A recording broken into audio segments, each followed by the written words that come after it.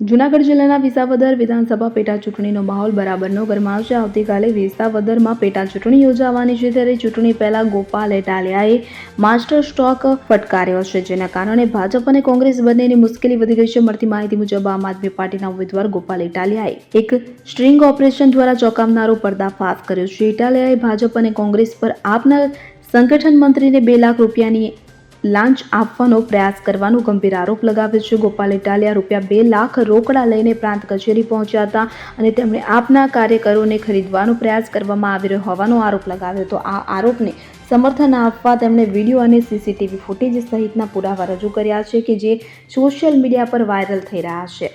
ગોપાલ ઇટાલિયાએ ગઈકાલે બીજું string operation કર્યું હતું, કે જેમાં તેમણે ચૂંટણી પ્રચાર દરમિયાન દારૂનો મોટો જથ્થો પકડ્યો હોવાનો પણ દાવો કર્યો છે, જેના વિડીયો સોશિયલ મીડિયા પર વાયરલ થયા છે. ગોપાલ ઇટાલિયાએ આરોપ લગાવ્યો છે કે વિસાવદરમાં ચૂંટણી દરમિયાન દારૂનો જથ્થો વહેંચવામાં આવી રહ્યો છે, કે જેનો તેમણે સ્ટ્રિંગ ઓપરેશન દ્વારા પર્દાફાશ કર્યો છે. આ દારૂનો જથ્થો મતદારોને પ્રભાવિત કરવા માટે વપરાવાનો હોવાનો તેમનો દાવો છે.